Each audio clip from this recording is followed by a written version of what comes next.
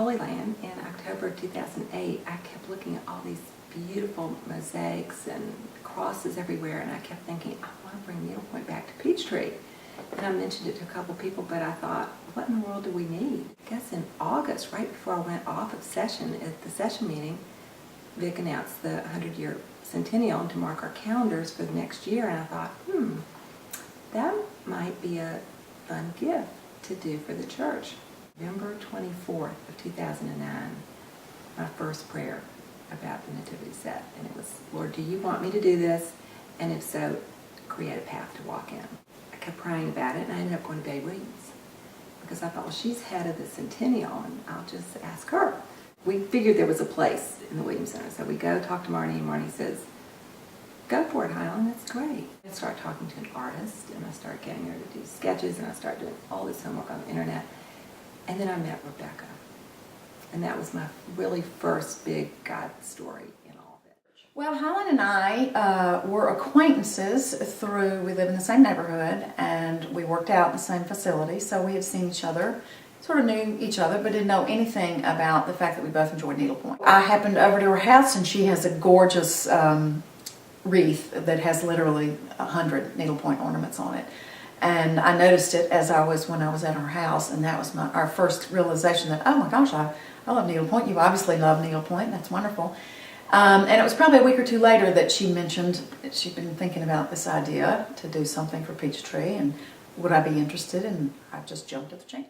I heard about the Needlepoint project and immediately got interested because I had, as a younger child, noticed the pretty needlepoints that had been a part of the church all along. When I heard that we were going to be doing some more needlepointing, I was immediately interested to see what that was going to be all about. Something that, as I understand it, Dr. Harrington championed that activity. It was maybe 25 years ago, something like that.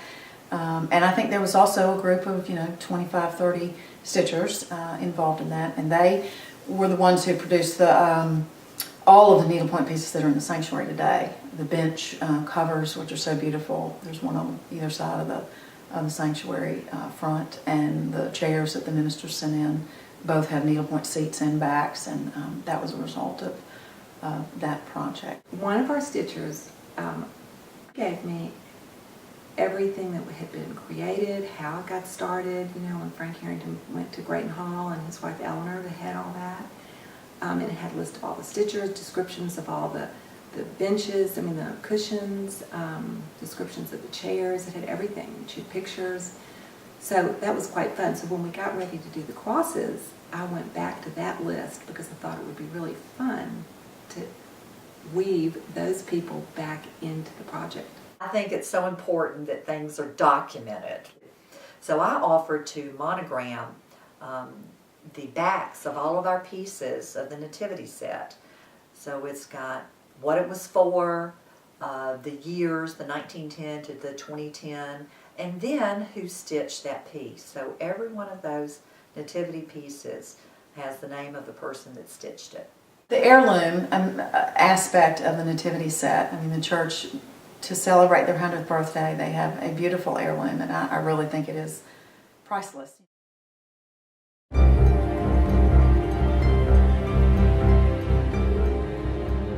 So we started smallish. Probably initially we were talking about 10 or 15 canvases that would be a part of the nativity scene. Once we saw the skill set of the people that God had called to be involved in the project, it was clear that we could do a bit more, and it's ended up being 20 pieces, stand-up pieces of the nativity scene, and then 3 pastor pieces. We did a Vic and Dr. Harrington and Dr. Wilson, 3 of Peachtree's more influential pastors. Total, if you include the crosses as well, we had somewhere around 55 total different people stitching. The crosses took around 15 hours, I think, per cross to stitch, so that's just the stitching element. The nativity pieces took anywhere from 75 to 80 hours to 200 and something hours per canvas piece, and then the finishing takes many hours per piece. So you put it all together, and we're certainly talking well into the thousands of hours. And the sketches would come in. We iterate them, send them back to her, sign off on it, and then she'd paint the canvas. The canvas would come into us. We would go to the needlepoint shop, pull the threads, create the stitch guide. The canvas was had to be put on a frame, and we made sure that every thread was listed, every stitch was listed, the page numbers in the books where the stitches were described, all that was listed. The finisher, the needlepoint shop sends it to the finisher. The finisher finishes each piece with the cording, the stuffing, and there's something that weights it on the bottom. We had beautiful, beautiful shiny threads called Krynics, over-dyed threads. We had silks, we had velvets, we had wools. You know, and you wanted to get the blanket on the camel would need to look like a blanket, so it needed to be one thread. And then, you know, the little sheep needed to look furry, so that had to be a whisper thread. It was a furry thread. I was responsible for Wise Man number 1, and has this neat turban that the secret to why his turban is so fluffy is that there's a big thick pipe cleaner behind it. One of the best parts of the whole thing is this fabulous stable. He had a friend send him olive wood from Bethlehem. He has a friend that lives in Israel. So the whole frame is olive wood from Bethlehem. Then he got this cocobola wood, which is a rare exotic wood from South America. And then the roof is 280 hand-cut shingles. And then he put the 2 little side pieces, and one is a little straw storage shed. And when the group from the church went to the Holy Land in April, I had brought back straw myself. I was there 2 years ago. So I had them bring back straw, wood, rocks, and little shells to incorporate in all this. And Stan created these little islands of boards with like sand on them, like her little props to go around it, and he put the rock. Our stable would have been considered the Ritz-Carlton of its day in Bethlehem, but it's absolutely beautiful. The Nativity is exquisite. It's probably one of the most beautiful examples of needlepoint I've ever seen anywhere, and I have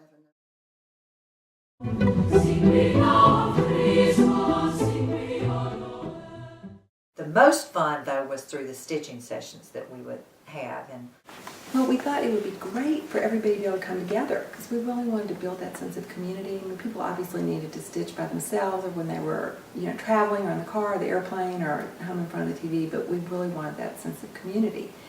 First meeting that we had with the Stitchers was actually worked out to be on Ash Wednesday. We asked each person to bring a sample of something that they had done, you know, in the past. And so everybody had a chance to go around the room and share one of their favorite projects. And those were great. You know, we'd have anywhere from, 6 to maybe 15 or 20 people show up. And generally we stitched for a couple of hours, and it gave everybody a chance to have fellowship, gave everybody a chance to sort of encourage each other as you make progress, and obviously ask questions and learn from each other. One of the many blessings and one of the, I think, astounding results out of this project is the many, maybe unlikely friendships that have come out of it, because we have stitchers from as young as, I think our youngest was maybe late 20s, early 30s, and all the way to the early 90s, from a variety of Sunday school classes at Peachtree. And then there's some folks that are not members of Peachtree that have participated, and not even residents of Atlanta. So, you know, people that might not have, under their ordinary circumstances, come together or met each other or become friends. And I think many of those friendships will remain.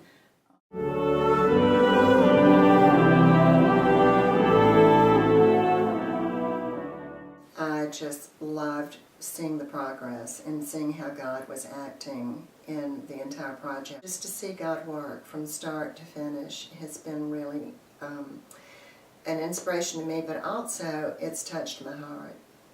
It really has. Marnie had said, let this be a grassroots effort. Don't ask anybody for any money. And I'm like, okay, well then how am I supposed to do this? And I can't ask. But she was right, and God showed up. I mean, from the very beginning, way back in February, I hadn't said anything to anybody, and a person I didn't even know read about it and said, why can't our Sunday school class sponsor a piece? And I went, well, you can. It would be lovely. One of the best things about this project was watching God at work. Highland and Rebecca had a vision for this project, and they did not know how it would work. They didn't know they didn't know the details of how it would work out, but they went forth with what they thought God was telling them to do. Like all the other elements of this project, is such a great example of God just answering prayers over and over and over again, and it's a great provisioning story, I think. I think the total cost, out-of-pocket expenses for the Needlepoint, the Nativity set, was around $4,500, and that was all just through these grassroots efforts.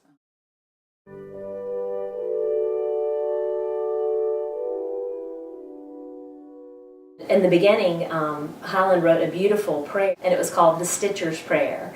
And it was just basically a time, too, as I stitched, I could reflect on the fact that each little stitch that we do in life, each little small thing that we do in life matters. And you do it to the best of your ability, and if you make a few mistakes, it's okay, because they can be covered up and they can be restitched. And that's the way it is with God. Nothing is... everything is redeemable. The spiritual dimension was really important. It couldn't just be a project. And we prayed for the next 100 years of our church that each person that did a nativity piece or a cross had a stitching prayer that was included in their bag. And then another aspect is the witness. As people stitched and as they traveled, whether they were traveling for business or vacation, or maybe they were just going to a doctor's office, people would notice what they were stitching on and what they were working on, and ask some questions. Gosh, what is that? That's pretty. Tell me a little bit about that. What are you doing? And the next thing you know, you have an opportunity to witness for Christ. I hope that people will look at this and see all the love that went into it, because every person that contributed, not only to the nativity set but to the crosses, it was a gift of love, of time, but love. And I hope people will see really the love of Jesus in it. That's really what I want. And that really they would look at it and want to get to know him more and more. Our world is so broken, and there have been so many stressing factors in our lives over the past several years, but it's been hard to see where God is working sometimes through some of these very complicated situations, and to see the beauty of this project and to experience how God has truly worked through it in every respect has been really a renewing thing for me, and a real spiritual experience.